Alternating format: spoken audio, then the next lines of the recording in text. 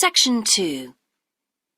You will hear a man being interviewed on local radio about a plan to improve a suburb called Red Hill.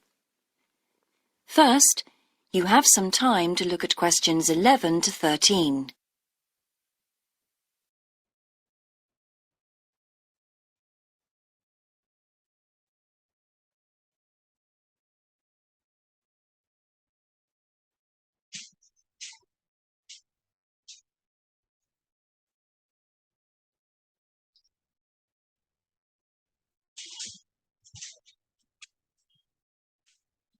Now listen carefully and answer questions 11 to 13. Good morning and welcome again to your city today. With me today is Graham Campbell, a councillor from the City Council. He'll be telling us about the plan to improve the fast-growing suburb of Red Hill. Good morning, Graham, and welcome to the show. Good morning, Carol. Now, Graham, I understand that there has been a lot of community consultation for the new plan. Yes, we've tried to address some of the concerns that local groups told us about. People we've heard from are mainly worried about traffic in the area, and in particular the increasing speed of cars near schools. They feel that it's only a matter of time before there's an accident as a lot of children walk to the school.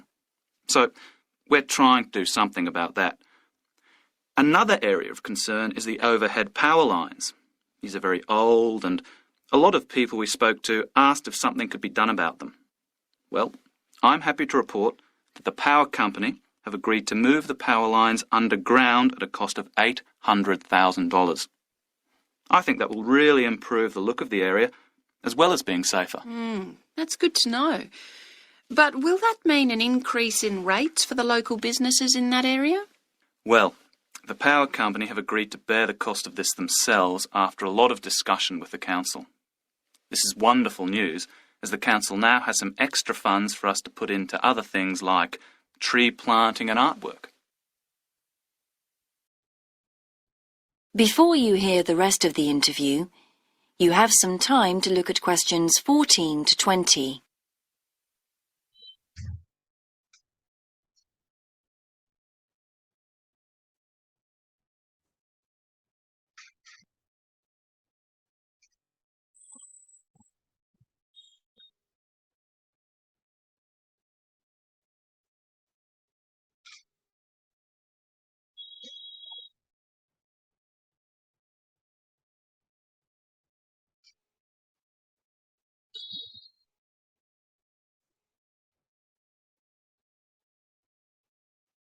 Now listen and answer questions 14 to 20. Now, we've also put together a map which we've sent out to all the residents in the area. And on the map we've marked the proposed changes. Firstly, we'll plant mature pine trees to provide shelter and shade just to the right of the supermarket in Days Road. In order to address the traffic problems, the pavements on the corner of Carberry and Thomas Street will be widened. This will help to reduce the speed of vehicles entering Thomas Street.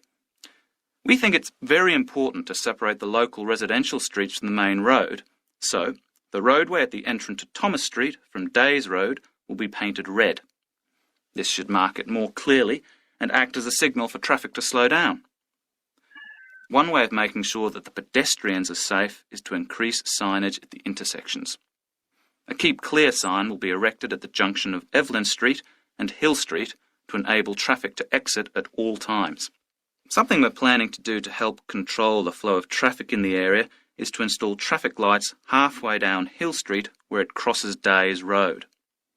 Now, we haven't only thought about the cars and traffic, of course. There's also something for the children.